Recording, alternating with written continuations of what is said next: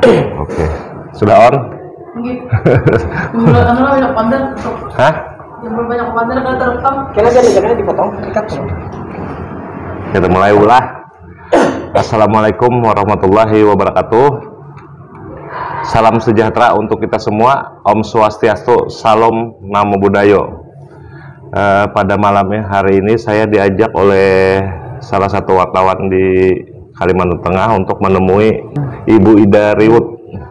Nah, beliau adalah anak pahlawan nasional dari Kalimantan Tengah. Jadi masuk kedatangan saya ke sini adalah minta ceritakan sedikit daripada riwayat hidup beliau. Waktu dan tempat kami persilahkan. Saya kisah kami pemirsa lah. Jadi pemirsa lah. Nah, ini pemirsa. Nah, itu pemirsa juga pemirsa. Nah, pemirsa. Dua pemirsa. Nah, pemirsa. Ya. Selamat malam. Selamat hamalem. Adil Katalino Bacuramin Kasaruga Basengat Kajubata. Arus. Terima kasih sudah hadir di sini, datang di sini. Satu kehormatan buat keluarga kami, jauh-jauh dari Banjarmasin ke Palangkaraya, dan kita bisa bertemu dan berkenalan. Mungkin sedikit saya menceritakan tentang Cilik Riwut.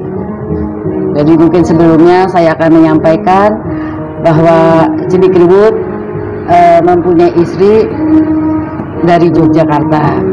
Jadi pertemuannya di saat waktu zaman perang-perang dulu itu. Jadi ketemu di sana, dan kami bersaudara ada 5 orang, 4 perempuan, 1 laki-laki. Dan saya anak yang nomor 4. Mungkin saya ingin mengenalkan diri saya. Nama saya Kamelo Ida Lestari, tapi biasa dipanggil anak-anak di sini Nina Ida Riwut. Jadi kalau Bapak Cilik Riwut memang asli orang Dayak, berasal dari Katingan. Jadi dilahirkan di Kasongan, Katunen. Jadi waktu dilahirkan itu di kebun, di daerah kebun. Di kebun. Rumah di kebun. Bukan, jadi bukan di rumahnya tapi lagi di kebun. Orang tuanya lagi di kebun. Dia dilahirkan, dan alhamdulillah sekarang tempat kelahirannya itu sudah dijadikan cagar budaya. Baru tahun ini disetujui. Jadi masa kecilnya beliau seperti anak-anak dari kampung juga ya. Pergaulannya main di sungai, di hutan segala. Orang Dayak pada umumnya lah istilahnya. Betul. Tapi sepertinya ada satu kelebihan beliau dari kecil. Karena menurut cerita orang-orang tua, karena beliau tidak pernah menceritakan bagaimana kehidupannya. Jadi kami lebih banyak tahu dari orang-orang tua di sana, keluarga-keluarga di sana. Pada waktu dia masih SD, dia kelas 5 kalau tidak salah, kelas 5 SD, dia selesai sekolah, dia pergi ke kampung lain dan mengajarkan anak-anak kelas 1, kelas 2. Karena waktu saat itu guru sangat langka. Jadi dia berkeinginan untuk memajukan anak-anak Dayak ini supaya semua bisa. Pada umur berapa itu, Bu? Kelas, kalau nggak salah kelas 4, kelas 5 kelas SD. 4? Kelas 5 SD. Ngajarkan kelas 2? Kelas 1, kelas 2 diajarkan. Seusia anak-anaknya sudah ngajar. Iya. Boleh. Jadi itu kalau kita pikir-pikir ya, suatu kenekatan ya. Sangat nekat, kelas 4 SD ngajar adik kelasnya. Iya, dia aja masih belajar, tapi mengajarkan adik-adik kelasnya. Jadi katanya dia naik perahu ke kampung lain untuk jadi guru. Waduh. Adik-adik kelasnya itu. Masa anak-anak. Untuk masa muda. Masa mudanya beliau lebih banyak berkeinginan bagaimana supaya orang Dayak ini tidak dipinggirkan. Jadi setaraf dengan suku-suku yang lain. Terus dia akhirnya mengikuti kebiasaan orang tuanya, ya bertapa ya, belampah. Orang Dayak bilang belampah. Orang Banjar belapah juga bilang. Iya, belampah ke Bukit Batu. Itu menuruti kebiasaan orang tuanya. Iya, jadi mungkin sedikit saya cerita. Dulu dia orang tuanya asal punya anak laki-laki pasti meninggal. Oh, awalnya. Terus orang tuanya, bapaknya, jadi kakek saya itu ke Bukit Batu belampah meminta anak laki-laki. Oh, jadi itu. Jadi dia meminta anak laki-laki, ternyata entah kemungkinan, entah dikabulkan, kita nggak tahu lah. Intinya takdirnya Tuhan lah. Ya, lahirlah Cilikriwut. Kebiasaan itu yang selalu dia ikutin. Sampai akhirnya waktu dia lagi belampah, katanya mendapatkan bisikan atau ya petunjuk lah bagi dia intinya, bahwa dia harus menyeberangi laut kalau dia ingin menjadi orang yang berguna untuk bangsanya. Nah, di saat itu untuk keluar dari Kalimantan ini kan sesuatu yang sangat sulit, sesuatu yang tidak mungkin. Kok ya kebetulan dari Sending itu perkumpulan Kristen yang sekolah Kristen di sana. Itu mengirim dia untuk sekolah perawat di Purwakarta. Bukan Purwokerto ya, tapi Purwakarta, Jawa Barat. Akhirnya dia bisa menyeberang laut. Tapi dia di sana tidak lama karena rupanya tidak sesuai dengan jiwanya apa gimana. Akhirnya dia ke Jogja untuk ikut perjuangan di Yogyakarta. Dari situlah mulai kiprahnya. Cikal bakal perjuangan beliau. Iya, dari situ, dari Yogyakarta. Terus beliau masuk di pasukannya Pak Sudirman. Pak Sudirman. Anak buahnya Pak Sudirman. Jadi karena dia mungkin dari Kalimantan dan hanya beberapa orang bisa dihitung mungkin ya, dan mungkin dia juga punya kemampuan. Akhirnya dia dipilih untuk membawa lagi pasukan ke Kalimantan. Itu ada beberapa. Kalau divisi 4 kan Hasan Basri. Mungkin divisi berapa orang tahu ya? Dia MN 1001. MN 1001. MN 1001. Jadi Muhammad Nur 1001 cara. Waktu itu kan gubernur Kalimantan adalah Muhammad Nur. Jadi untuk bolak-balik memberikan informasi ke daerah. Terus merekrut pemuda-pemuda untuk melawan Belanda. Jadi istilahnya jangan takut lah sama Belanda, lawan karena dia penjajah kan. Pada tahun berapa ya saya lupa itu, untuk Indonesia sudah merdeka, dinyatakan merdeka, tapi Kalimantan masih dipegang Belanda. Bagaimana caranya biar bisa masuk karena di lautan sudah dijaga, tidak mungkin. Akhirnya ada ide untuk terjun payung. Nah, terjun payung itu dipilih beberapa orang. Ternyata yang bisa lolos itu hanya 13 orang. 13 orang. Itu semua anak Dayak. Oh, mantap. Jadi mereka dilatih dalam waktu singkat, terus diberangkatkan dengan pesawat papasan Jepang. Nah, kebetulan ada pilot Amerika yang mau. Yang mau bantu. Iya. Sama parasutnya itu adalah papasan Jepang. Jadi tidak tahu parasut ini masih bisa dipakai atau tidak. Untung-untungan ibaratnya. Ya. Nyebur udah. Betul. Jadi beliau tidak ikut terjun, tapi beliau mengomando. Arahnya turunnya diterjunkan yang kemana, itulah sekarang menjadi diperingati oleh Kopassus apa ya, Angkatan Udara nih, dulu Kopasgat, sekarang iya Ori, sekarang kan kembali ke Kopasgat lagi untuk menjadi hari ulang tahun mereka, untuk menghargai itu. Jadi dari sekian orang itu selamat semua mereka. 13 orang 13 tadi. orang, tapi ya ceritanya seru juga. Ada yang di atas pohon, ada yang di ranting. Jadi mereka di hutan itu terpencar. Terpencar 13 tadi. Ya. Tapi ya itulah keuntungannya.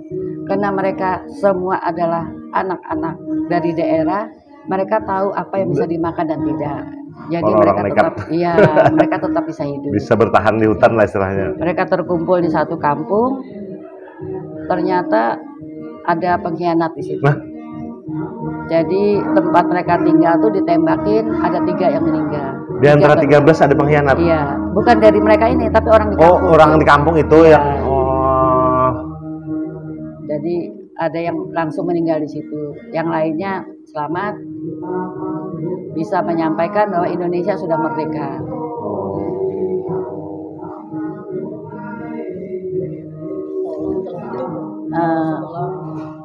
Dari situ, dari beliau kan sudah dikatakan pembentukan Kalimantan Tengah, provinsi Kalimantan Tengah. Karena dulu kan Kalsel sama Kalteng jadi satu ya. Rupanya mereka merasa bisa berdiri sendiri. Mereka memperjuangkan untuk bisa. Mungkin sekarang tuh istilahnya apa? Pemekaran. Ya, zaman sekarang mungkin istilahnya pemekaran. Dan disetujui. Waktu itu gubernur kita adalah Bapak Milono. Jadi Bapak Milono ini adalah gubernur pembentukan Kalimantan Tengah, dan gubernur pertamanya adalah Cilikriwut. Karena sekarang banyak orang yang menyatakan bahwa gubernur pertama Kalteng adalah Milono, padahal dia hanya gubernur pembentukan, dan itu semua ada surat-surat. Saya berani menyampaikan karena ada surat-surat, ada pembuktian tertulis. Sebelum dia jadi gubernur, dia jadi wedana di Sampit. Iya. Wedana itu apa, Bu? Sekarang bupati kali ya. Oh. Jadi waktu itu masih gabung kan, Kalsel Kalteng ini. Oh. Jadi beliau jadi wedana dan jadi bupati kalau zaman sekarang ya. Jadi bupati pertama di Sampit adalah beliau. Terus beliau dipindahkan ke Banjar untuk pembentukan itu, dan akhirnya diangkat jadi gubernur pertama dari hasil pengambilan suara dari DPRD. Jadi beliau dari tahun 58 sampai 67. Berapa tahun? 2 periode ya. Kalau kita sekarang 2 periode ya. 10 tahun. Iya, 10 tahun. Salah satu pembentuk Kalimantan Tengah, dan juga sebagai gubernur pertama Kalimantan Tengah. Iya. Setelah berdirinya Kalimantan Tengah. Waktu pertama itu Kalimantan pertama itu kan pembentukan Kalimantan Tengah sudah resmi dari Kalimantan Tengah. Bagaimana perjuangan Bapak Cilikriwut untuk membangun fasilitas umum, jalan-jalan dan segala macam, perjuangan. Kan Ibu sudah mengalami itu, sudah umur berapa? Saya masih kecil ya. Jadi umur saya sama dengan umur Kalimantan Tengah ini. Di tahun 57. Lahir Ibu tahun 57. Ya. Jadi Ibu lahir. Iya, jadi saat itu saya baru lahir.